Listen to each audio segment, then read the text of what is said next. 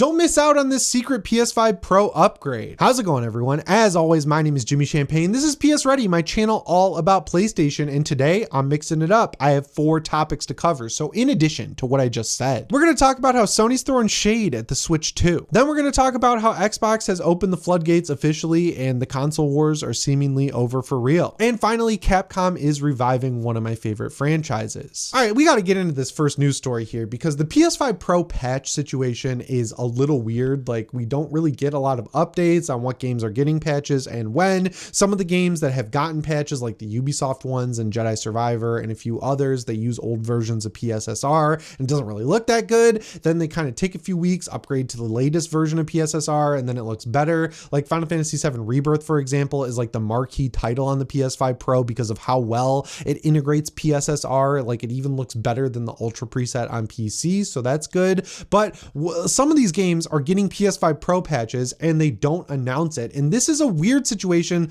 on top of the weird situations I've already mentioned, because this is a second party game from Sony that got a really good upgrade for PS5 Pro, and the developers have not said anything about it. The game I'm talking about is Helldivers 2. Helldivers 2, at the time of recording this video, is officially a year old. Man, the beginning of last year when that game came out, I have never sunk so many hours into a multiplayer game so fast. Of course, they screwed it up very quickly with the stupid nerfs and making it way too hard, like even for my taste as someone who likes hard first person and third person shooter games. So I kind of fell off of it. I went back for Omens of Tyranny or whatever at the end of last year. Pretty good, but I'm just fully addicted to Hunt Showdown. But if you're playing on PS5, one of the biggest flaws with it, I would say, is that to reach the 60 FPS threshold in performance mode, they had to drop the resolution so low that it looked muddy, shimmery, and grainy on pretty much any 4K TV out there. And we are in the era where basically everyone has a 4K TV, and they've done some patches, they've done some updates, but they've mostly all improved frame time and frame rate delivery versus actual resolution.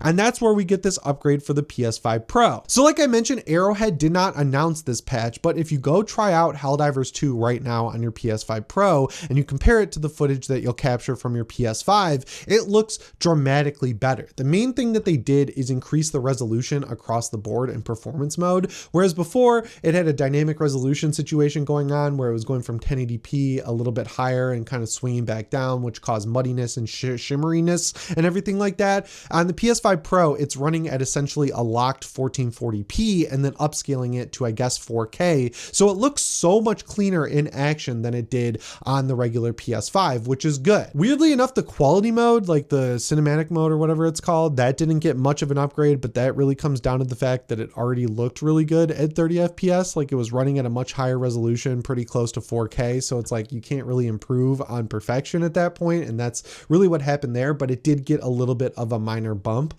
I don't understand why this stuff isn't being announced. Like, you already have a PR problem with the PS5 Pro thanks to its price and thanks to the fact that for its high price, you don't get a disc drive with it. And then you have other PR weirdness, like with games like Avatar and Star Wars Outlaws and Jedi Survivor, where these videos come out where the games look like they're running like crap and don't look very good, especially compared to their regular PS5 versions or the PC version. Like, that's a triple threat bad PR spin zone that you've got going on. The easiest way to counter it is say, hey, yeah, you can bitch about those third-party games, but when it comes to second and first-party stuff going on right now on the PS5 Pro, we're absolutely killing it. Highlight games like Gran Turismo 7 that look phenomenal with the on-track ray tracing now. Highlight games like Helldivers 2 that run at a flawless 60 FPS at 1440p resolution. Highlight more games like Final Fantasy VII Rebirth, which looks better than the PC version on PS5 Pro. This is a free marketing campaign waiting to happen. Please steal it, Sony. I do not require any royalties. Just create one of those ads that they used to make in like the early 2000s where you get a TV, you get 2 TVs, put them right next to each other,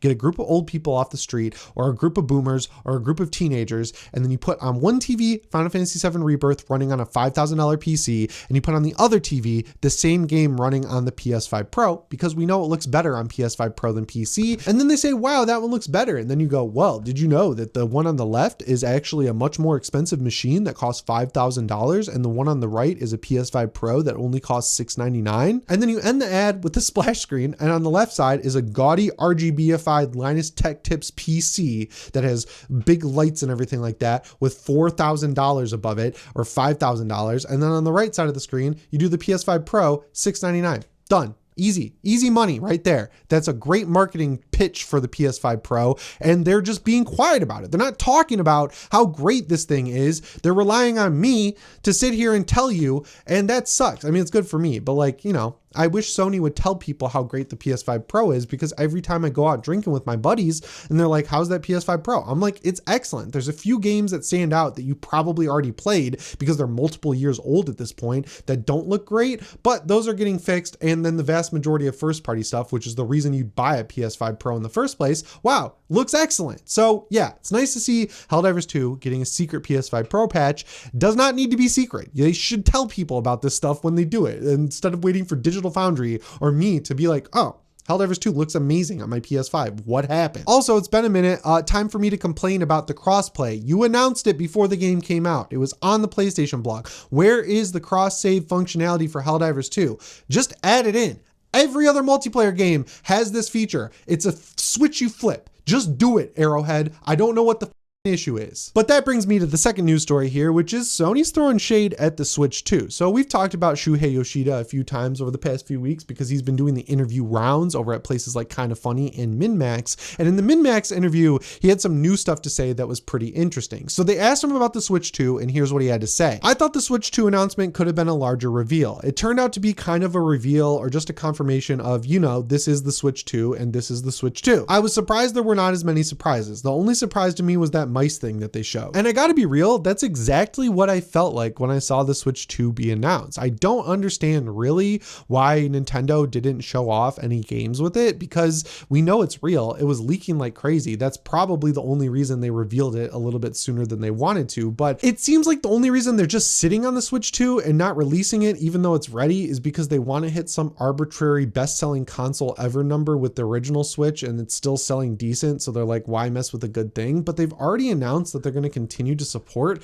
the original Switch, just like what they did with the 3DS when the original Switch came out. So I feel like if this thing's ready to go, you should announce it and just change the release date. I don't know why they're sticking to this later in the year release date when the thing is real, it leaked, people know how it works, people can expect what games are going to be on it, a lot of new next gen stuff. Just show it off. Like say, hey, you want Red Dead Redemption 2 on the go? Ignore the Steam Deck and buy it on the Nintendo Switch. Done, simple, easy to do. But anyway, he continued on and he said, hopefully because it's Nintendo, they'll use it in some weird, amazing way, something that people wouldn't anticipate. I hope in the next show in the beginning of April, they'll reveal something that is still hidden to us about the Switch 2. Now, I don't think it's going to be anything crazy like the Wii U or anything like that. They got bit pretty hard by that in the past. I think it's going to be just a better looking and running Nintendo Switch. And the mouse thing is weird, right? Like I play a lot of FPS games. I've got like 200 or 300 hours actually in Hunt Showdown on PC. I love it. Using a mouse is better in first person shooter games, like objectively. It's awesome. You can do it on the PS5 with some games and I highly recommend it. But the key is running these games at 60 FPS, and I don't care what hardware is in the Nintendo Switch. It's not going to be running any major first person shooter outside of Doom or Doom Eternal at 60 FPS because they're just not optimized that well anymore. Like maybe Call of Duty will get 60 FPS with some lowered graphic settings or something like that. But if you're using a mouse, it only is better if you're running at 60. If the thing can't run 60, I really don't see the utility of adding in a little mouse. But in terms of just playing it safe and making the Switch successful, I think that's a smart move from Nintendo. Like, I don't know if I really even want one of these, mainly because I have a Steam Deck. I love the Steam Deck and I don't really feel like I'm missing anything, even with Nintendo first party games not being on Steam, that I'm just like kind of outgrowing Nintendo games. So like I need to be shown something that makes me want this system. And the reveal didn't do that because they didn't show any games outside of Mario Kart 9. And like, look, I love racing games. I love Mario Kart. I'm over Mario Kart. It's fun with friends or whatever, but it's not really something single player that I can really sink my teeth into. I think it's cool that there's going to be 24 player races or whatever, but like it's the 9th Mario Kart game, man. Like I've played every single one. I want to see stuff like Metroid Prime 4. I want to see Tears of the Kingdom and what's the other one? Breath of the Wild running at a higher resolution, maybe 60 FPS. Like, show me some hardcore games that I can get excited to play on the Switch. Like, I talked about this when Astrobot came out, but I'm the biggest Mario fan ever. The first game I ever played was Super Mario World, and it's probably still my favorite game to this day. Mario's gotten kind of stale for me, even with great ones like Mario Wonder. Astrobot totally revived my love of platformers. So it's nice to see Sony being confident again and throwing some shade at the Switch, even if it is a retired employee. He was high enough at Sony where it still counts. Like, him throwing shade at them is Sony throwing shade at them. And something he brought up that I will never forgive Nintendo for is killing the Vita, because if you didn't know, Monster Hunter was excellent on the PSP. You had Monster Hunter Freedom, you had Monster Hunter Freedom Unite, you had a bunch of Monster Hunter games, and Monster Hunter Freedom 2. Like, they were just great multiplayer games. My brother and I used to play them all the time. Nintendo bought exclusivity rights for Monster Hunter during the 3DS and Vita generation, so you got a worse running and looking game on those consoles just because Nintendo was throwing money around. And without the game that sold the PSP in the first place, it made the Vita kind of non-tenable for a lot of people. He brought that up, and I agree with him. That was a huge bummer back in the day. So yeah, I like to see some confidence from Sony against Nintendo. Like, they won against Xbox, which we're going to talk about next, but you know, it's nice to see them kind of going at Nintendo a little bit because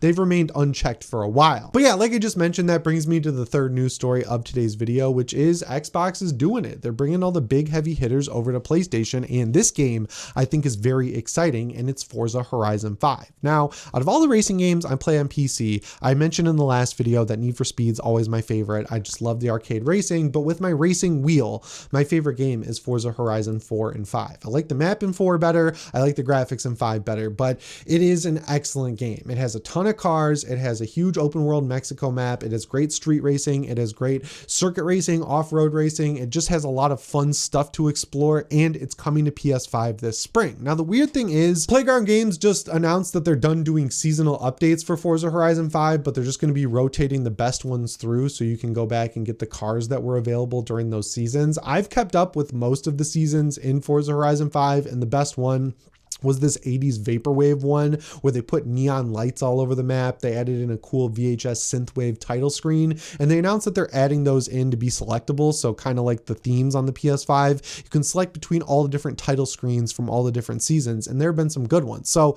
once again, even though they're not really going to continue supporting the game going forward, the version you're going to be able to buy on PS5 is just the base model of the game. But if you pick up the Rally expansion, and I think they did a Lego one as well, you'll get a complete package, and then you'll be able to access all of the old content that was available on Xbox forever, and you'll have the most cars available at launch, which is awesome. So if you're looking for a more open world arcadey action racer game that's a little bit different than Gran Turismo, I highly recommend picking up Forza Horizon 5, and hopefully this inspires Sony to say, hey Polyphony, I know you want to continue making the Sim series over there, but maybe open up a satellite studio to make an arcade version of Gran Turismo, because if I could get a Forza Horizon ripoff or knockoff or clone that has Gran Turismo's handling and physics and graphics, that would be the perfect open world racing game. And especially with Need for Speed gone, I need something new. I played every single Forza Horizon. I'll be excited for the next one, but I'd like to see something new outside of that and maybe the Crew Motorfest. Finally, that brings me to the fourth news topic of today's video, which is one of my favorite franchises from Capcom is returning. So we know Onimusha, that one's getting a new game, and they also announced that they're remastering Onimusha 2. They did a remaster of the first game a couple of years ago, and I think it was pretty solid, so I am excited for that. But I also really like Devil May Cry. I didn't really get into the series when I was growing up, but after Resident Evil 7 came out, the next game Capcom released was Devil May Cry 5, and that game's vibe is just so cool. The soundtrack, the way the characters look, Nero, like everything was really cool in that game, just the weapons and everything like that. I even like V. I know a lot of people don't like him because he's emo, but like I was an emo kid growing up, so I like seeing him. It kind of got me wanting to play the rest of the franchise, and then new stuff was coming out all the time, but it looks like it was smart to wait because we're getting a remake of Devil May Cry. So this is actually coming from the voice actor who plays Virgil, who's like, you know, one of the major characters in Devil May Cry. He said that he just wrapped up a video game, and he's like, oh, I always spill the beans, but I just wrapped up a video game, and they wanted me to do the young Virgil voice for that. So look forward to that. And that basically means that they're probably doing a full-on remake of the first Devil May Cry. Now, the interesting thing is they've rebooted Devil May Cry Cry before with DMC, and everyone hated it, but I loved it. That's the main first one I played before 5 that was outside of the original timeline. I thought it was sick. It's probably because I had never played a Devil May Cry, so I didn't know what I was missing out on or what was changed, but I like the edginess. I like that he smoked. I like that he drank beer. I like that he ate pizza. I like the new metal action to it. I thought it was a good game. Maybe they should have just not called it Devil May Cry, but yeah, this is one of Capcom's best franchises, and Sony, pay attention, look at Konami, look at Capcom. They've got all these dormant franchises that are just sitting there asking for remakes or new games in those series, and they're just doing it. And they're probably not giving them massive $120 million budgets like you do with your first party games. Start filling out your release calendar with stuff like that, and I think people will start buying more games on the PlayStation 5. Anyway, guys, that's all I've got for you in today's video. As always, my name is Jimmy Champagne. I'll see you in the next one. Thanks for watching, and shape on.